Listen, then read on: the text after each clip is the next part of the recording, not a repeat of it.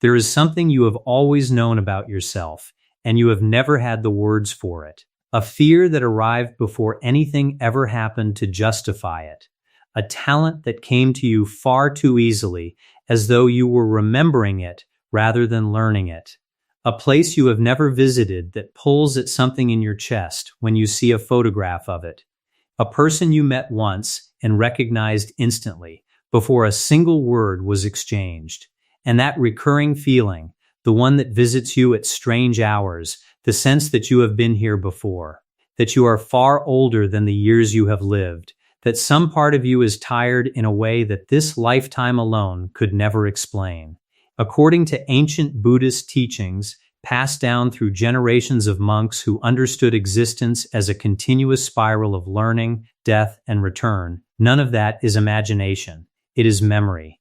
Not memory as your mind stores it, but memory as your soul carries it, written into your instincts, your fears, your gifts, and the patterns that keep repeating in your life, no matter how hard you try to break them. And these teachings say something remarkable.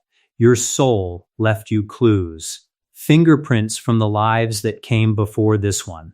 And one of the clearest, most overlooked of all is sitting in plain sight, in a number you have carried since the day you were born, the last digit of your birth year. Today, we are not going to talk about your future. We are not going to predict what is coming. We are going to do something far more unusual, and in my experience, far more powerful. We are going to look backward. We are going to explore who your soul was before it arrived here, what it lived through, what it lost, what it never finished, and how the residue of those distant lives is still shaping the way you love, the way you fear, and the way you move through your days right now without you ever having consented to it. Because here is the principle at the heart of all of this. Nothing about your arrival was random. Not the family, not the body, not the century, and not the year. In these teachings, a soul is drawn back into existence at precisely the moment and the circumstances that match what it still carries. The year you were born was not assigned to you.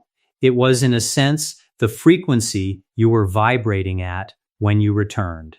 So as we go through each number from 0 to 9, I want you to listen for something specific, not agreement, recognition, that physical sensation, somewhere between the throat and the chest, when a stranger describes something about you that you have never told anyone. In these traditions, that sensation has a name.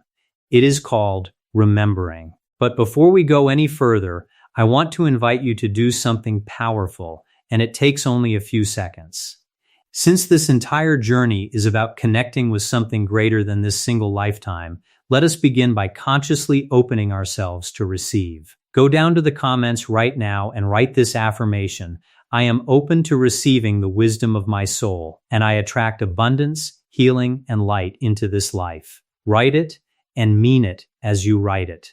There is genuine power in declaring an intention where others can witness it. And once you have written yours, read a few of the ones written before you, because you will feel it, that quiet current of people from every corner of the world, all reaching toward the same thing at the same moment. Let us build that chain together, right there below this video. And do me 2 more small kindnesses. Leave a like and subscribe with notifications turned on, because that is how these teachings find the people who need them. And if this content brings real value to your life and you would like to support the work directly, consider becoming a member of the channel. Membership is what allows me to keep researching, writing, and producing these videos for you every single week. And every member genuinely makes a difference. Whether you join or not, you are welcome here, and I am grateful you came. Now let us begin. Before we look at the numbers themselves, you need to understand how these teachings see the journey of a soul, because without this foundation, the rest is just a list of descriptions. In these traditions, existence is not a straight line from birth to death. It is a spiral. A soul enters a life, learns what it can, accumulates experience, and departs. But it does not depart empty. It carries with it everything it did not complete, the lessons half learned, the fears never faced, the love never expressed, the gifts never used, the wounds never healed. These are not punishments. This is an important point, and it is where most people misunderstand these teachings completely. Karma, in its original meaning, is not a system of cosmic revenge. It is closer to momentum. It is simply what continues, the way a wave continues after the wind that made it has stopped. So when a soul returns, it does not arrive as a blank page. It arrives carrying momentum. And that momentum expresses itself in ways you would never think to attribute to anything beyond this life, in what frightens you before you have reason to be frightened, in what you are inexplicably drawn toward, in the situations that keep repeating in your life with different faces and identical shapes. Have you ever noticed that? The same kind of relationship 3 times. The same conflict with 3 different bosses. The same wall appearing again and again in different neighborhoods. Most people call it bad luck or their own poor judgment. These teachings suggest something else, that an unfinished lesson does not disappear. It simply waits patiently and arranges to meet you again. The monks who preserved this wisdom were, above all, extraordinary observers of human beings. They spent lifetimes watching people, and they noticed patterns that they could not explain by upbringing alone. A child born into a peaceful home who nonetheless carried terror. A person of no education who possessed a wisdom that seemed borrowed from somewhere else. Individuals who arrived in this world already exhausted, and others who arrived burning with an urgency nobody had taught them. And they came to associate certain patterns with certain markers, including the numerical signature of the year of arrival. Each digit, from 0 to 9, was understood as a different point on the spiral, and therefore a different kind of past, a different kind of unfinished business. So here is what we are about to do. For each number, I am going to describe the kind of life your soul most likely lived before this one, the circumstances, the loss, the wound it left. And then, most importantly, I am going to show you the signs that wound leaves in a person today, so you can check them against your own life honestly. Take a breath, find your number, and let us start at the beginning with the number that is not really a number at all. If the last digit of your birth year is 0, your soul stands in the most mysterious position on the entire spiral, and your past is unlike anyone else's on this list. The 0 in these teachings is the void, not emptiness in the sense of nothing, but emptiness in the sense of a cleared field. The space after a fire has passed through and before anything new has grown. And souls marked by the 0 arrived here after something ended. Completely, something in their journey concluded, and they came back to begin again from the ground. The teachings describe the lives preceding a 0 incarnation as intense, beyond ordinary measure.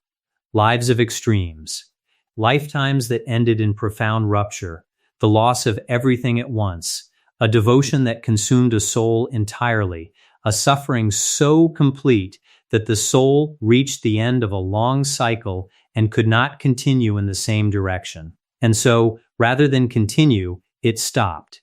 It surrendered the entire structure it had been building across many lifetimes, and it asked to start over.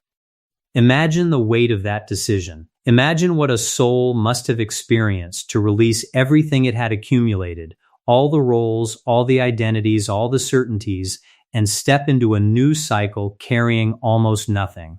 Now let me tell you what that leaves behind in a person, and I want you to be honest with yourself as you listen. You have felt your entire life like you do not quite fit anywhere, not dramatically, not in a way anyone would notice from the outside, just a quiet, persistent sense of being slightly apart, watching life the way someone watches a film that started before they walked in.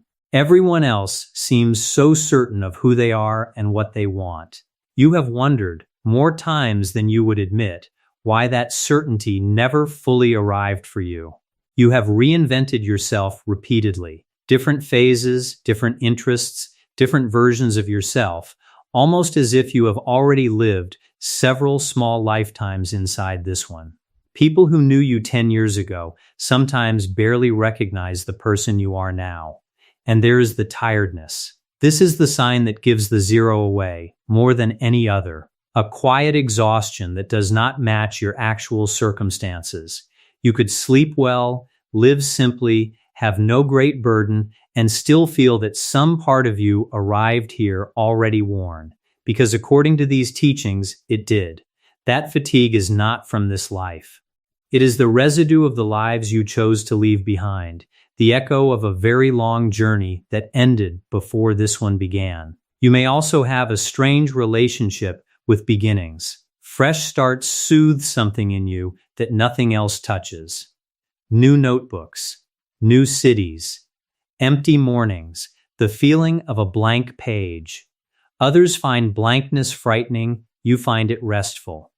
That is the zero remembering its own nature, and you may have periods of feeling suspended, floating, waiting for your real life to begin without being able to say what you are waiting for. Please understand, this is not brokenness. The void of the zero is not absence. It is potential. It is the silence before the first note of a song that has never been played before. What did your soul return to complete? Nothing, in the traditional sense, and this is the extraordinary gift of the zero. Your old debts were settled. Your chains were released. Most souls come back to finish something. You came back to begin something. You are, in these teachings, freer than nearly anyone around you, and the tragedy of the zero is how many people with this marking spend their lives waiting for permission that was already granted before they arrived. The practice for the zero is simple and difficult. Stop searching for who you are supposed to be and start choosing. Small choices made deliberately. A habit begun. A morning ritual claimed. A relationship mended by your own decision. Every conscious beginning is your soul doing exactly what it crossed over to do. You are the blank page, and in these teachings, the blank page is holy. And there is one more thing about the zero worth naming, because it explains a loneliness that zeros carry and rarely discuss. Most souls arrive with companions. Not literally, but energetically, they return alongside souls they have known before, into families and circumstances that carry familiar imprints. That is why some people feel an instant, inexplicable recognition when they meet certain individuals. The zero often does not have that. Having released the entire structure of its previous cycle, it arrives without the old company. And so many zeros describe the same strange experience, a life full of good people, none of whom feel quite like home. That is not a defect in your relationships. It is the price of a genuinely fresh beginning. And in these teachings, the companions of a new cycle are made, not inherited. The people who will feel like home to you are ones you have not met yet. And you will build those bonds from scratch in this lifetime. That is lonelier at the start and far freer at the end. And if the zero is the soul that ended a cycle, the number one is the soul that was punished for starting one. If the last digit of your birth year is 1, your soul carries a very particular kind of scar, and once you see it, a great deal of your life will suddenly make sense. The 1 is the number of initiation, of first movement, of the being who steps forward while others hesitate. And souls marked by the 1, according to these teachings, lived past lives in which they went first and paid for it. Picture the shapes those lives took. The one who spoke a truth before a society was ready to hear it. The healer who used methods the village did not understand. The woman who refused the role assigned to her in a century that did not permit refusal. The thinker whose ideas were called dangerous. The one who left when everyone stayed and was never forgiven for it. These were not lives of quiet failure. They were lives of vision, met with resistance. And in many of them, the teachings say that resistance turned to something harder, exclusion, humiliation. Punishment, the soul learned an association that carved itself deep. To move first is to be alone, and often to be harmed. So notice what that leaves in you today. Since childhood, you have felt different. Not superior, not inferior, just apart, as though you see possibilities that others cannot see yet. And when you have shared those possibilities, you have been met, often with doubt, with that dismissive little laugh, with the phrase that will not work, delivered by people who later watched it work. There is a fire in you that refuses to go out, even in seasons when you would prefer it did. And here is your secret, the one almost nobody guesses. Behind the strength, you doubt yourself constantly. You question your own worth in private while appearing entirely confident in public. That gap between the outside and the inside is exhausting, and you have never told anyone how wide it is. You have felt profoundly alone in rooms full of people who love you, not because they do not care, but because so few of them truly understand what drives you. That is the specific loneliness of the one, and it is not imagined. It is the accumulated memory of many lifetimes of walking ahead. And here is the sign that reveals the old wound most clearly. Notice what happens inside you the moment you are about to be visible, about to publish, to present, to declare, to begin. There is fire, yes, but underneath the fire is a flinch. Some part of you braces for a consequence that has nothing to do with your current circumstances. That flinch is not from this life. Something in you remembers what happened the last time you stood up. Many ones respond to that flinch by shrinking preemptively. They start things and abandon them just before the visible part. They delay. They perfect endlessly. They hand their ideas to other people to present, and they call it humility, or caution, or timing. It is none of those things. It is an old body remembering an old punishment. What did your soul come back to complete? To go first again, and to discover that the outcome can be different. That is the entire assignment. Not to become fearless, but to move despite the flinch.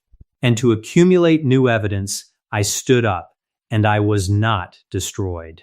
Each time you do that, according to these teachings, an old imprint loosens slightly. The practice for the one is to take one visible action this week that you have been postponing. Not a large one. Send the message. Publish the thing. Say the idea out loud in the room where it matters. The size is irrelevant. What matters is that your soul witnesses a new ending to the old story. There is one more mark the one carries, and it is the hardest to see in yourself. Notice your relationship with authority, not rebellion exactly, but a particular intolerance for being managed by people you do not respect.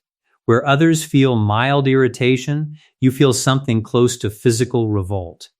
Many ones have quietly sabotaged good situations because of it, walking away from opportunities rather than submitting to leadership they judged as unworthy. In these teachings, that reaction is old. It is a soul that once obeyed, or was forced to obey, someone whose judgment led to something terrible. And it made a vow, never again will I hand my direction to someone I do not trust.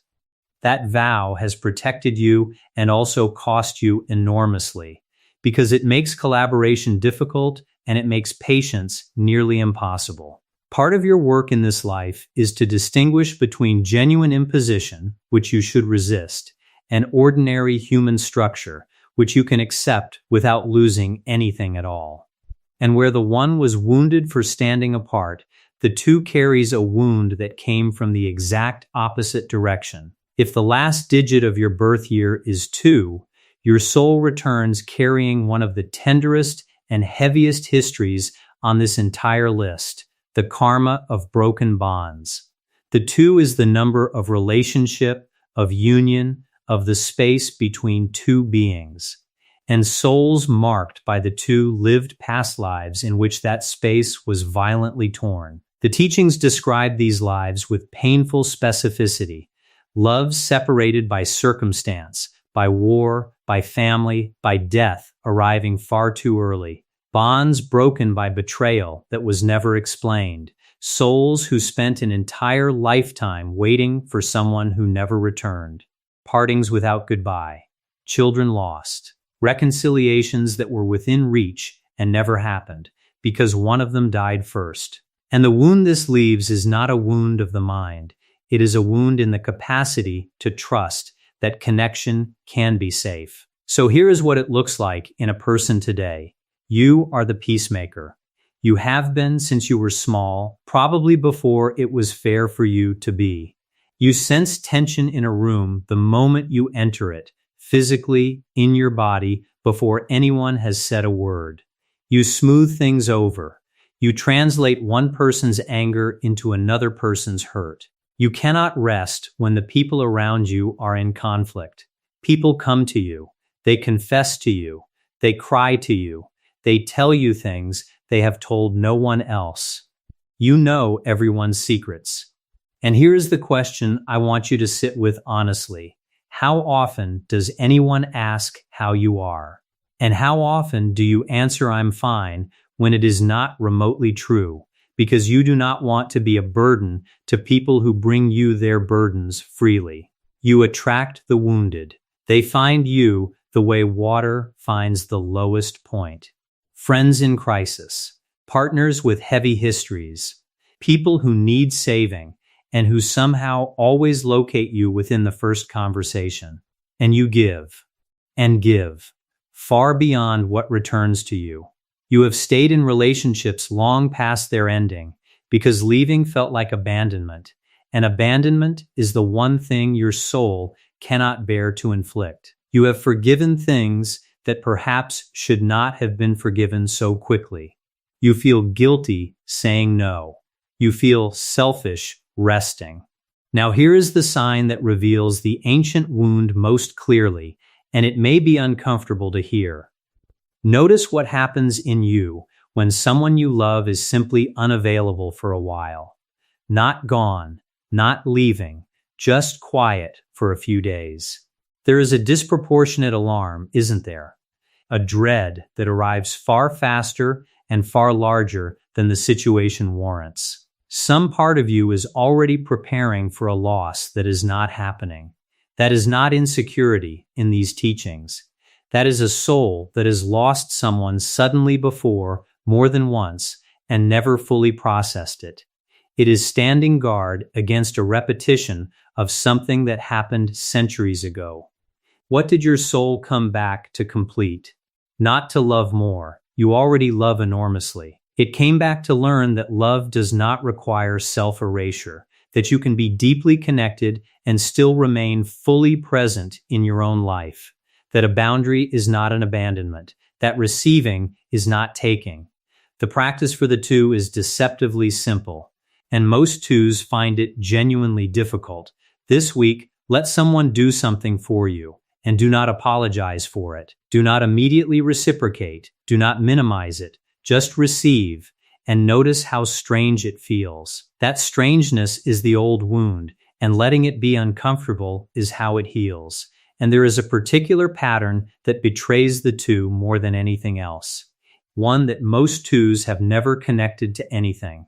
Notice how you behave in the earliest stage of a new relationship, of any kind. You give too much, too quickly.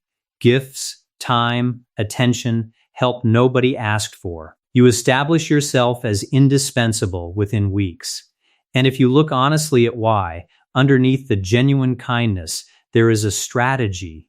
If I am necessary, they cannot leave. That is not manipulation. It is a wound operating in the dark. A soul that has been left without warning learns to make itself too useful to abandon. And the cruel irony is that this very pattern often produces the outcome it fears, because relationships built on indispensability eventually exhaust everyone in them, including you. What heals it is the discovery, made slowly and repeatedly, that people can choose to stay simply because they want to, not because you earned it, not because you made yourself necessary, because they want to. Every relationship in which you give less and are loved anyway is a piece of evidence that dismantles a very old fear. And from the soul that lost its bonds, we move to a soul that lost something even more intimate, its voice. If the last digit of your birth year is 3, your soul returns carrying the memory of silence that was imposed upon it. The 3 is the number of expression, of creation, of what moves from the interior of a being into the world. And souls marked by the 3 lived past lives in which that movement was blocked, sometimes gently, sometimes with force. The teachings describe these lives in ways that are difficult to hear. Artists whose work was destroyed, storytellers in cultures that forbade their stories, souls who knew something true and were not permitted to say it, people who lived entire lifetimes with the most important sentence of their existence sitting unspoken in their chest. Some were silenced by law, some by family, some by a century that had no room for what they carried, and some silenced themselves out of fear and carried that regret to the grave. The wound this leaves is very specific, a soul that longs to be witnessed and simultaneously expects punishment for being witnessed. So notice how this appears in your life. You have a magnetism you do not fully understand. People are drawn to your words, your humor, the way you tell a story. You can light up a room. You can say the thing everyone was feeling, but nobody could phrase. Creativity runs through you like blood. Maybe it is writing, singing, cooking, decorating, teaching, or simply the art of conversation. But something in you needs to create the way lungs need air. And when you go too long without it, you feel it physically. A restlessness, a heaviness, a sadness with no name attached to it. But now, the hidden side, the one behind the brightness. For all your visibility in public, you swallow things in private. There are words you have carried for years, things you never said to specific people, truths you rehearse in the shower and never deliver. There are unfinished creative works in drawers, in files, in your mind that you have never let anyone see. And there is a critic in your head with a very particular voice. It says, "Who do you think you are?" It says, "This isn't good enough yet." It says, "Not now." And it has talked you out of sharing things the world genuinely needed. Here is the sign that gives the old wound away. Notice what happens in your body in the moments just before you share something you made. Not fear of criticism, exactly. Something deeper and stranger. A sensation almost like danger. A tightening in the throat, of all places. Many 3s describe this precisely, and they cannot explain why the throat. In these teachings, that is not metaphor. That is where the imprint sits. What did your soul return to complete? To speak. That is the entire assignment, and it is far simpler than most 3s make it. Not to become famous, not to be celebrated.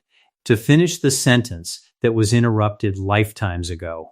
Every time you express something true, even trembling, even imperfectly, an old silence breaks. And every time you swallow it, the teachings say, you renew the ancient pattern with your own hand. The practice for the 3 is to release one unfinished thing this month.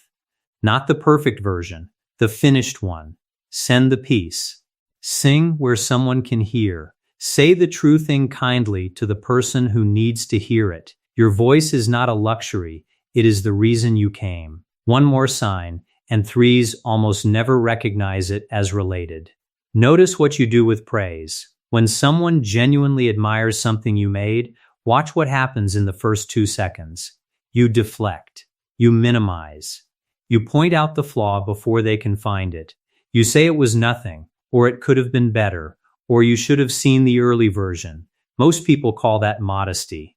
In these teachings, it is something else entirely. A soul that learned in another lifetime that being seen was dangerous, and that reduces its own visibility automatically, the way a hand pulls back from heat.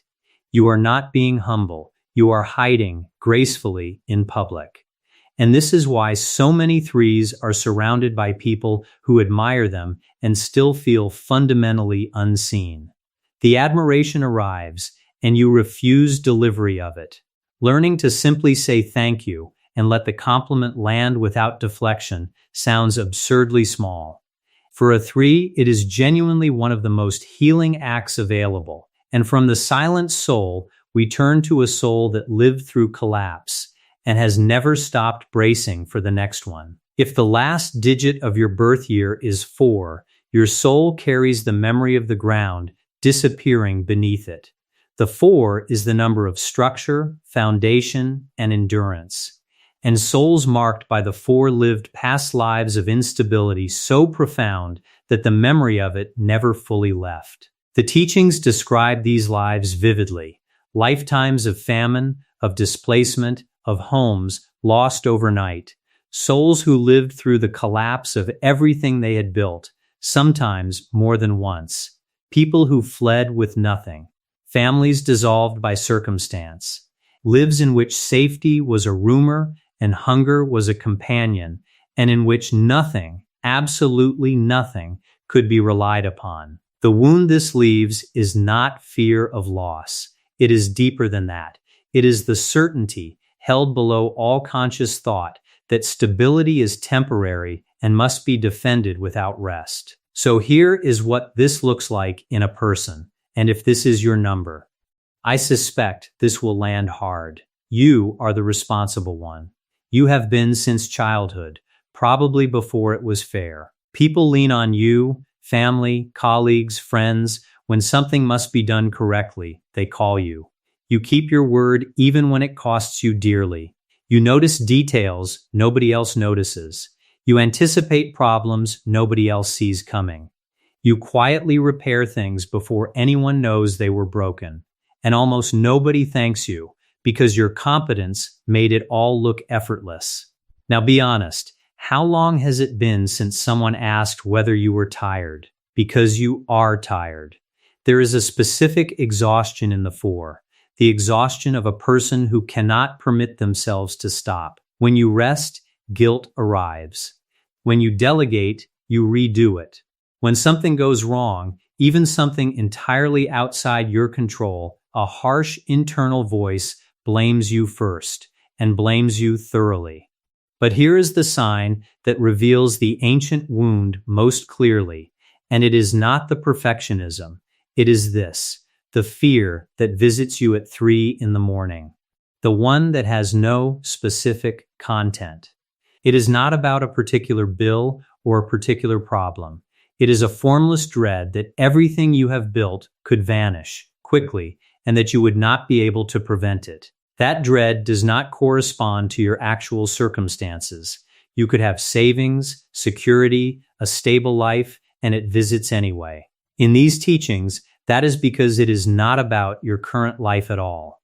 It is a soul remembering the last time the ground vanished and standing guard so that it never happens again. And this is why the 4 can never fully enjoy what it builds. Some part of it is always inspecting the walls for cracks. What did your soul come back to complete? Not to build more. You are extraordinarily good at building. It came back to learn that your worth was never the structure, that you were valuable before you built anything, and would remain valuable if it all came down tomorrow. The stability your soul actually crossed over seeking was never the house or the savings. It was the unshakable inner knowledge that you are enough even sitting perfectly still. The practice for the 4 is to rest without earning it. Deliberately this week, take 1 hour that you have not justified with productivity and do something purely because it pleases you. The guilt will come. Let it come and rest anyway. That single act, repeated, is how a soul learns that the ground can hold. And there is one more mark, and it may be the saddest of the 4's inheritance. Notice how you receive help. Someone offers, genuinely, and something in you refuses before you have even considered it. No, I've got it. It's fine. Don't worry about it. You say it automatically, sometimes while visibly struggling. Why? Because a soul that once had nothing and had no one learned a lesson it never unlearned, depending on others, is how you get destroyed. Help was not available in those lifetimes, or it came with a price, or it was promised and never arrived. And so the four built a self that requires nothing from anyone. But look at what that costs you now. You are surrounded by people who would gladly carry part of the weight, and you have made it impossible for them to do so. You are not protecting them, you are refusing them. And you are also, quietly, guaranteeing your own exhaustion. In this lifetime, help is often genuinely available, and learning to accept it is not weakness. It is a soul updating its information after several centuries of operating on outdated intelligence. And from the soul that lost its ground, we move to a soul that lost something it valued even more, its freedom. If the last digit of your birth year is 5, your soul returns carrying the memory of confinement. The 5 is the number of air, of movement, of the being that cannot be contained. And souls marked by the 5 lived past lives in which they were held still against their nature. The teachings describe these lives with a particular sorrow, lifetimes spent within walls, literal or otherwise. Souls bound to a village they never left, to a trade chosen by someone else, to a marriage arranged before they could speak. Lives lived under rules that made no room for the being inside them. Some were imprisoned, some were owned. Some simply lived and died within 1 mile of where they were born, watching horizons they were never permitted to cross. And the wound this leaves is a very specific kind of hunger, a soul that will do almost anything rather than feel trapped again. So notice how this shows up in your life. Routine suffocates you. Physically, a repetitive job, the same 4 walls, the same week on repeat, and after a while you feel something like an itch inside your spirit, an urge to break something open, to go somewhere, to change anything at all. You crave newness the way other people crave comfort. New places, new people, new ideas, new projects. You learn quickly and adapt even faster. You are brilliant at beginnings. But here is your pattern, the one that makes you feel guilty at 3 in the morning. You struggle to finish. You have started courses, projects, businesses, diets, hobbies, and abandoned them mid-flight when the spark faded. And every unfinished thing left a small sediment of self-doubt. What is wrong with me? Why can I not stay with anything the way normal people do? And commitment in every form makes something in you flinch. Not because you do not love deeply, because you do, but because some part of you experiences a permanent yes as a door closing. Now here is the sign that reveals the old wound most clearly. Notice your reaction to being told what to do, not requested. Told, there is a response in you that is entirely out of proportion to the situation, a heat that rises fast, a resistance that is almost physical. Other people simply find it annoying. In you, it triggers something much older. In these teachings, that reaction is not immaturity. It is a soul that has been controlled before and swore, at the deepest level, never again. And here is where the 5 most often traps itself. Freedom becomes escape. You leave before things get deep. You move before roots form. You keep every option open, and in doing so, you never experience the particular depth that only appears on the far side of staying. The soul that swore never to be trapped ends up trapped in a different way, unable to remain anywhere long enough to be changed by it. What did your soul come back to complete? Not to become tame. Your freedom is sacred, and it was never the problem. It came back to discover that freedom is not the absence of commitment, but the power to choose your commitments and stay in them by your own decision. A tree with roots dances in the wind. A leaf with no roots is simply blown wherever the wind decides. The practice for the 5 is to choose one thing and stay past the point where you usually leave. One project, one practice, one relationship, one promise. Push through the exact moment where the spark fades, because that moment is the doorway, and you have been turning around in front of it for lifetimes. And here is a second sign, one that fives usually experience as a personality quirk rather than a wound. Notice how you feel about long-term plans. Not practical plans for next month, but the kind that stretch out for years. Something in you resists them. Subtly, you avoid signing things. You keep your options deliberately unclear. You have talked yourself out of good commitments with the reasoning that you might want something different later. And notice the physical sensation that arrives when someone asks you to commit to something distant. It is not calm consideration. It is closer to claustrophobia. That is the signature of the five, and it is very old. The soul is not evaluating the commitment. It is reacting to the shape of a cage. The correction is not to force yourself into rigid structures. It is to notice the reaction, name it, and then decide from a clear place rather than a reactive one. There is an enormous difference between choosing not to commit and being unable to. The five's freedom only becomes real when it can do both. And from the soul that lost its freedom, we come to a soul that lost the people it loved most. If the last digit of your birth year is 6, your soul carries the heaviest emotional history on this entire list, and I want you to be gentle with yourself as you listen. The 6 is the number of love, of family, of caring, and souls marked by the 6 lived past lives soaked in loss. The teachings describe these lives without softening them.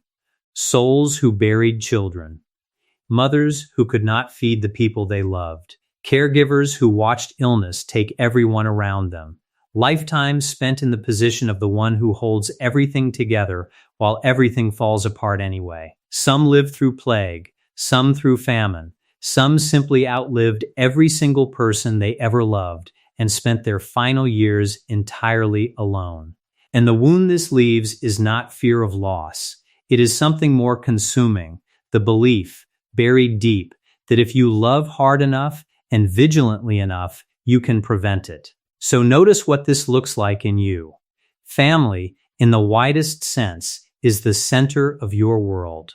Whether it is the family you were born into, the one you built, or the people you gathered and made into family, you are the caretaker. You remember birthdays. You notice when someone's voice sounds different on the phone. You keep the peace at gatherings. You worry at night about people who have no idea they are being worried about. Your home matters to you enormously. You need it to be a refuge, warm and safe. And when the people you love are suffering, you feel it physically, as though their pain occurs inside your own chest. But here is your shadow, and I say it with tenderness. You give to the point of self-erasure. You take responsibility for other people's happiness and quietly blame yourself when they struggle. You have sacrificed things, dreams, rest, whole pieces of yourself. And sometimes, in your most honest moments, you feel a flicker of resentment, followed immediately by guilt for having felt it at all. Now here is the sign that gives the ancient wound away, and it is the one thing that most distinguishes the 6. Notice what happens when a loved one is late, or does not answer the phone, or is traveling. Your mind does not go to traffic. It does not go to a dead battery. It goes immediately and vividly to catastrophe. You have imagined the funeral of people who are perfectly healthy. You have rehearsed grief for losses that have not occurred and probably never will. That is not anxiety in the ordinary sense, according to these teachings. That is a soul that has received that phone call before in another century and never stopped bracing for it. And this is the tragedy hidden inside the 6, the vigilance that feels like love is actually stealing the love. You are so busy guarding against a future loss that you are not fully present for the person standing in front of you right now. What did your soul come back to complete? To love without standing guard. That is the whole lesson, and it is enormously difficult. To learn that your vigilance never protected anyone, that it only cost you the enjoyment of the time you actually had, and to learn, finally, that you belong on the list of people you take care of. The practice for the 6 is to say one true need out loud this week to someone you trust. Not a hint. A clear sentence. This is what I need. It will feel almost impossible. That difficulty is precisely the measure of how long you have gone without doing it. And there is one more thing about the 6 worth saying carefully, because it is where 6s most often harm themselves without recognizing it. Notice how you respond when someone you love makes a choice you believe is wrong. There is an urgency in you that goes far beyond concern. You cannot let it go.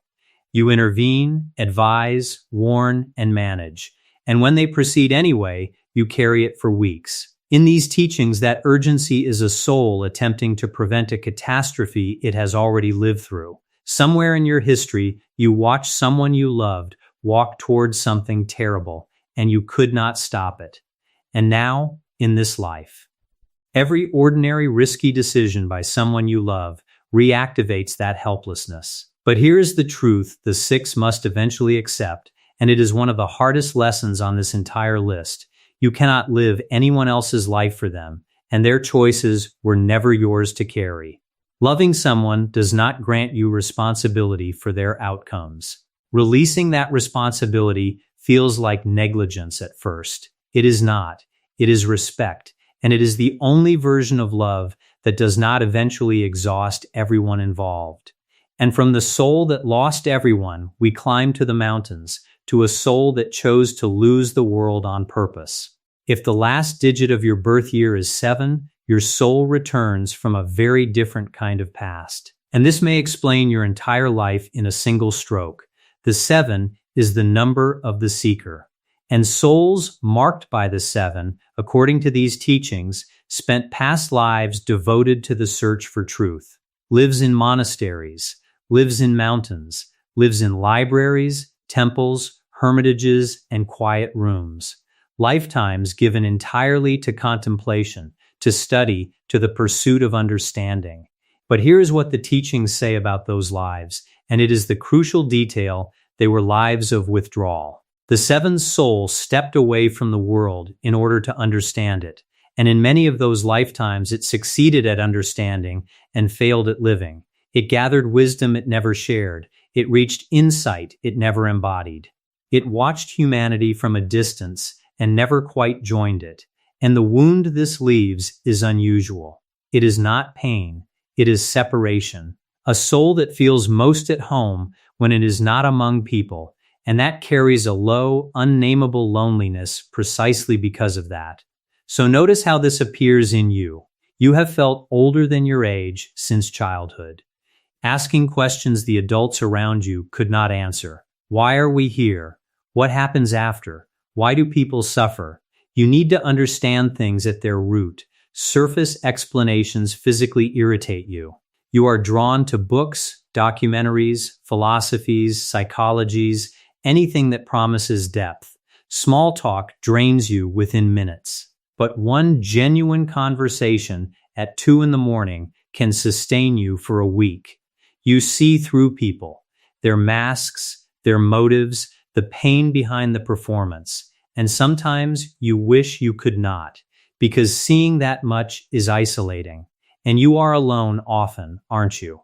But notice the strange asymmetry. You are rarely lonely when you are alone, and frequently lonely in crowds. Solitude is your natural habitat, the place where you think and recharge and touch something deeper. Here is the sign that reveals the old imprint most clearly. Notice what you do with strong emotion when it arrives. You analyze it. Almost instantly, you step back, observe it, categorize it, look for its origin, and construct an explanation. And you experience this as maturity or self-awareness. In these teachings, it is something else, a soul so practiced at observing life from a distance that it does the same thing to its own inner life. You understand your feelings brilliantly. You feel them at arm's length. What did your soul come back to complete, to come down from the mountain? That is the assignment, and it is the exact opposite of what most 7s instinctively want. You did not return to gather more understanding, you have gathered enough across many lifetimes. You return to embody it, to let wisdom become warmth, to be present rather than perceptive, to be in the world you have spent so long studying. The practice for the 7 is to let one person see the unedited version of you this month, not the analyzed version, not the composed version, the one that is actually struggling with something, without a framework attached, and to feel one feeling all the way through without immediately explaining it to yourself. And there is a second sign of the 7, one that is easy to mistake for something else entirely. Notice your relationship with belonging. You have almost certainly been part of groups, communities, workplaces, even families, where you were welcomed, respected, included, and still some part of you remains slightly outside, observing, never fully absorbed into the group. Most 7s interpret this as social difficulty, or introversion, or simply not having found the right people yet. In these teachings, it is neither. It is a soul that spent many lifetimes deliberately outside of ordinary human life, and that has not yet learned how to be inside it without losing itself. The 7 fears, at a level well below thought, that belonging means dissolving, that if it joins fully, it will stop being able to see clearly, and that fear is not baseless. It is drawn from real experience. But it is also outdated. Part of the 7's work in this life is discovering that you can belong to something and still keep your own eyes. Depth and connection were never opposites. You simply have not had much practice holding them at the same time. And from the soul that withdrew from the world, we turn to a soul that plunged into it completely and paid a heavy price. If the last digit of your birth year is 8, your soul returns from lives of power and carries the complicated inheritance that comes with it. The 8 is the number of manifestation, of authority, of the material world mastered. And souls marked by the 8 lived past lives at both extremes of that spectrum, sometimes within the same lifetime. The teachings describe these lives with unusual frankness. Lifetimes of significant wealth or authority in which power was misused, or in which the soul became so identified with what it controlled that it lost sight of everything else. And in balance, lifetimes at the opposite pole, poverty so severe it was humiliating, powerlessness so complete that the soul swore it would never be helpless again. The wound this leaves is a peculiar double bind, a deep drive to build and control, coupled with a buried mistrust of what building and controlling does to a person. So notice how this appears in your life. You are driven in a way the people around you are simply not. Where others see problems, you see plans. You think in goals and next steps. You want to grow, achieve, prosper, and you are willing to work harder than almost anyone to do it. People experience you as strong, capable, sometimes intimidating. They bring you their problems to solve, but rarely their tenderness, because you taught everyone long ago that you do not need it. But here is your hidden ledger, the one nobody sees. You are hard on yourself in ways that would break most people. Rest feels like falling behind. Vulnerability feels like exposure. Your sense of worth has become tangled with your achievements, so each success buys you only a brief peace before the next mountain appears on the horizon. Now here is the sign that reveals the ancient imprint most clearly, and 8s rarely admit it. Notice what happens in you when you achieve something significant. There is a moment of satisfaction, and then, faster than it should, a strange hollowness. A quiet voice asking, "Is this all?" And instead of examining that hollowness, you immediately set a larger target. In these teachings, that hollowness is memory, a soul that has already had power in other lifetimes, and discovered that it did not deliver what was promised. Some part of you already knows how this story ends, and you are climbing anyway, because you have not yet found the alternative. There is also, in many 8s, a quiet fear of what they are capable of, a knowledge that they could be ruthless if they permitted themselves. That is not paranoia. That is a soul remembering a time when it was. What did your soul come back to complete? To hold power without being owned by it. That is the entire assignment. Not to renounce ambition, which would be a waste of your particular gift, but to succeed without abandoning your own soul in the process. To learn that abundance held in an open hand grows, and abundance held in a closed fist turns to dust. The practice for the 8 is to do something gloriously useless this week, something that produces nothing, proves nothing, and advances nothing, and to celebrate one achievement without immediately raising the bar. Both will feel wrong. That wrongness is the old pattern, and interrupting it is the work. And there is one more mark of the 8, and it may be the loneliest one. Notice what you do with need, not the practical kind, the emotional kind. When you are struggling, genuinely struggling, who do you tell? For most 8s, the honest answer is nobody, or one person, partially, in an edited version. You have built a life in which many people depend on you and almost nobody supports you, and you have arranged this so effectively that it feels like your natural role rather than a choice you made. In these teachings, this comes from lifetimes in which position required invulnerability. A soul that has held authority learns that visible need is a liability, that showing weakness invites its exploitation, and it carried that lesson faithfully into a life where it is no longer true, and where it now functions as a slow, quiet form of isolation. The correction is not to become dependent. It is far more modest than that, to let one person, see you tired. To say the sentence out loud, I'm struggling with this. It will feel like an unnecessary exposure. It is actually the beginning of a kind of strength the 8 has not yet experienced, one that does not require constant maintenance. And now we come to the final number, the oldest soul on the spiral.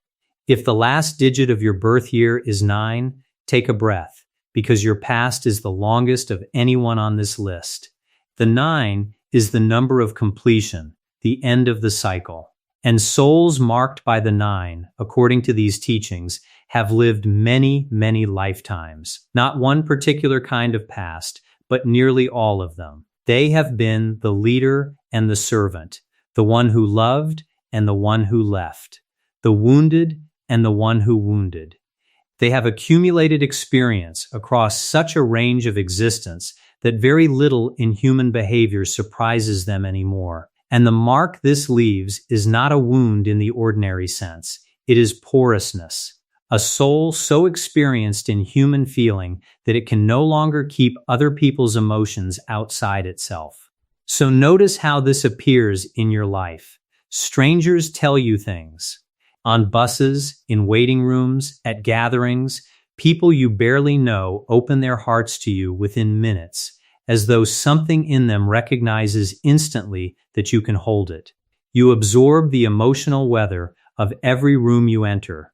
Crowded places can leave you drained for days afterward, and you have never been able to explain to anyone why a shopping center exhausts you more than hard physical work. You cry at things others find small. You sense sadness behind smiles. Sometimes you know the phone is about to ring, or that something has happened, before anyone tells you. You have been called too sensitive your entire life by people who have no idea that what they are describing is not fragility.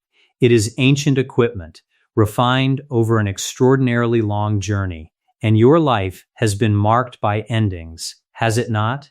More goodbyes than seems fair, people who left, phases that closed abruptly, chapters that ended before you were finished with them. It is as though life keeps assigning you the same lesson, the art of release. Here is the sign that gives the old soul away most clearly. Notice the nostalgia you carry, not for your own childhood, but a homesickness you cannot locate, a longing for something you have never had and cannot name, a feeling, sometimes, that you do not belong to this era at all, that you are watching this life from a slight distance, tenderly, and a little tired.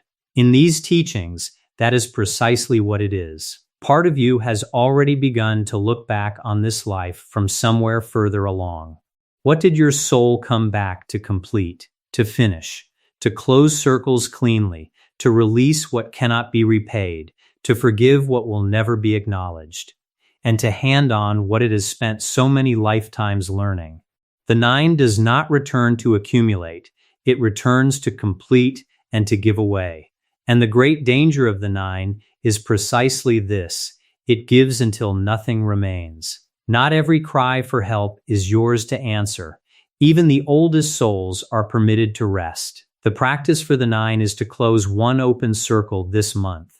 A conversation that needs to happen. A forgiveness that needs granting, even silently, even if the other person never knows. A goodbye that has never been said out loud.